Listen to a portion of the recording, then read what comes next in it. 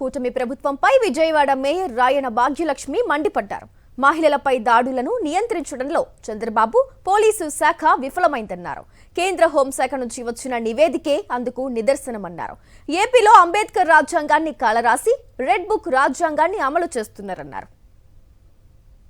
ఆంధ్రప్రదేశ్లోన మహిళల మీద, పిల్లల మీద ఏ రకంగా అరాచకాలు జరుగుతున్నాయి, ఏ రకంగా అఘాయిత్యాలు జరుగుతున్నాయి అన్నది మనం గమనించవచ్చు. ఎందుకంటే మొన్న చంద్రబాబు నాయుడు గారే స్పష్టం చేయటం జరిగింది.